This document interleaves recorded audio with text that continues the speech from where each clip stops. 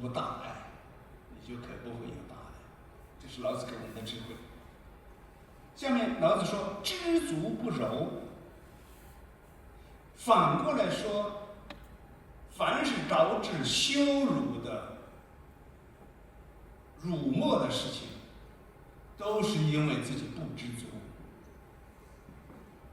你想，我们当中很多人为了什么要低三下四，放下自己的姿态？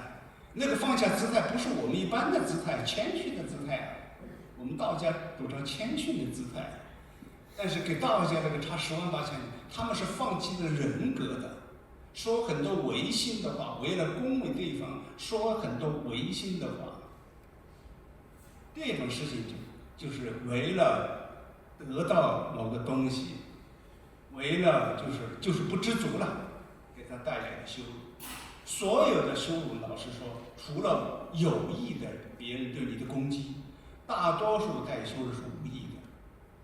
我相信这个世界人心不是那么坏的，我不相信所有人有时候对你伤害的都是有意的。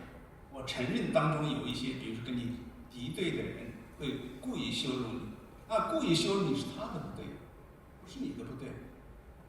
那很多人很多情况下是无意当中伤害你，那这种情况呢，我们可以原谅。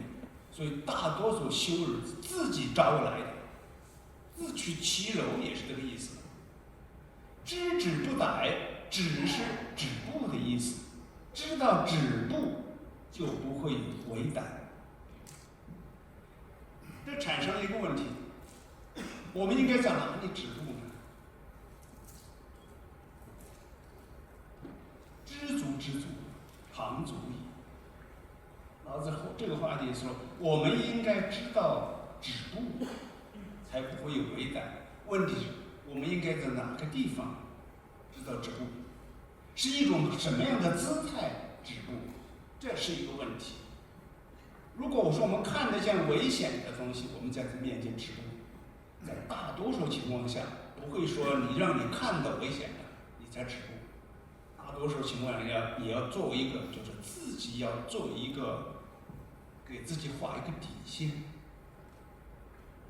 知道止步。这个止步我们可以分享的，比如说我们在财富面前怎么去止步呢？难道是我们对财富，我们只是说挣个几十万就可以解决这个基本的生存就应该满足了吗？或者是我们当一个处长、科长、处长，我们是不是就应该满足了呢？难道我们就像我们当士兵一样，我们就不想当将军呢？那不是这个意思，而是说，当你要知道止步的时候，是我们可以画一个基本的线。这个基本上，比如说生存问题上，在生存问题上，当我们生存没有得到基本保障的时候，我们的物质生活条件，我们处于饥寒交迫状态，朝不夕饱的这种状态的时候，我们以100倍的努力去争取，甚至某些时候你可能走了一点过头，做了一件过头的事儿，甚至你也骗了朋友，这种事都难免，因为你面临急迫的生存问题。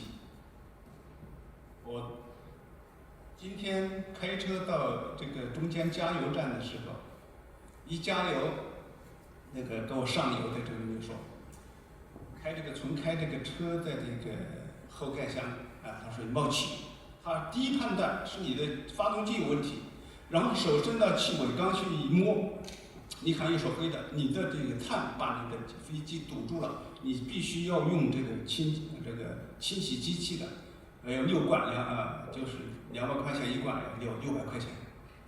我知道它就是巴西，我可以理解。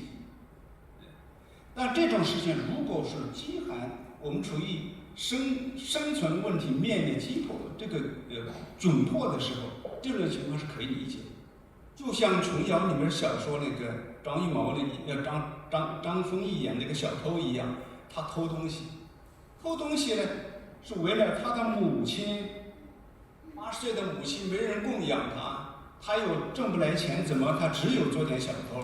但是做这小偷呢，琼瑶说这个小偷还不坏，这个话就是底线。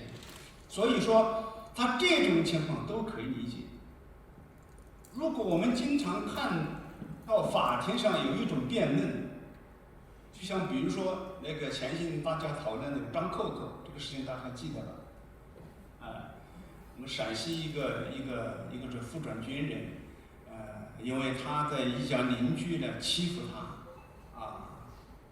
是把他妈妈杀了是吧？打死了。